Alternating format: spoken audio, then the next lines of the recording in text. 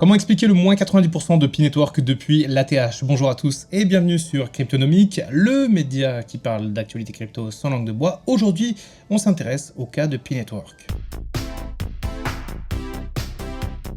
Mais juste avant de démarrer, on tient à vous présenter la chaîne YouTube Horizon, la toute nouvelle chaîne YouTube du média Horizon, qui est un média qui vous donne le meilleur de l'actualité en 3 minutes maximum. Donc c'est vraiment super, si jamais vous n'avez pas trop le temps, ça vous permet de faire de petits résumés comme ça tous les jours, de petites vignettes vidéos assez intéressantes. Et franchement, si jamais vous aimez l'actualité, la géopolitique, etc., vous ne serez pas déçus avec Horizon. Alors n'hésitez pas à vous abonner, ça nous ferait très plaisir, on vient de lancer la chaîne. Horizon appartient au même groupe que Cryptonomics. On vous glisse un lien dans la description, n'hésitez pas à vous abonner parce qu'on prépare des petites surprises pour les 100 premiers abonnés de la chaîne. Mais Pi-Network donc avec un moins 90% depuis l'ATH, la nouvelle est assez terrible et Alexis Galland nous a préparé un article plutôt intéressant, certes assez brut de décoffrage en termes de réalisme comme c'est l'habitude d'Alexis sur Cryptonomics, mais on va essayer de tirer un petit peu les informations essentielles de cet article pour pouvoir parler du projet Pi-Network. Bien entendu, on ne va pas lire l'article comme d'habitude, on va s'en servir de base pour discuter du reste et effectivement on démarre avec un ATH qui ressemblait déjà à un test. Ce n'est pas un secret, Pi-Network a touché un sommet proche des 3 $ de valeur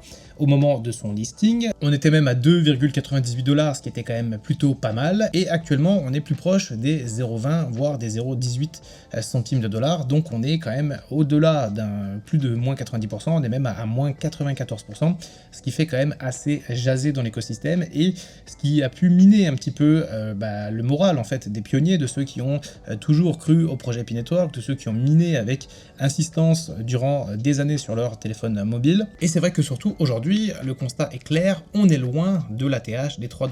On est surtout en train de baisser à haute vitesse et cela s'explique par d'autres éléments, avec notamment, comme le dit Alexis, une inflation programmée qui pèse fortement sur le prix et sur le coût de Pi-Network, avec une offre de tokens absolument démentielle, énormissime, et en face peut-être une demande d'achat qui n'est pas au niveau en termes d'attente, et ça effectivement ça joue énormément sur la libération des tokens, puisque quand les gens récupèrent leurs tokens, ils n'hésitent pas à vendre immédiatement pour récupérer de l'argent gratuit. On connaît un petit peu le système de Pi-Network, et franchement on a l'impression que de moins en moins de gens pensent que Pi-Network va exploser tous les compteurs à l'avenir et que de plus en plus de personnes sont enclins à vendre dès qu'ils récupèrent leurs tokens, ce qui encore une fois fait tout à fait sens.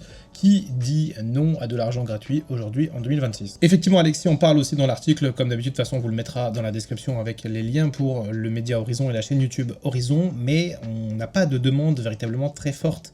On n'a pas de moteur comme ça, on n'a pas de figure de proue pour le Pi-Network comme ça a pu être le cas à l'époque, par exemple avec Elon Musk sur le Dogecoin, ou d'autres figures comme ça très implantées dans la crypto-monnaie qui peuvent représenter des projets. Là, aujourd'hui, et malheureusement pour le projet Pi-Network, ce n'est pas le cas, il n'y a pas véritablement de moteur, ni de figure emblématique. En tout cas, peut-être qu'il y en a, mais en tout cas, chez Cryptonomics, on ne les connaît pas. Si jamais vous avez des noms à nous donner, n'hésitez pas à les mettre en commentaire.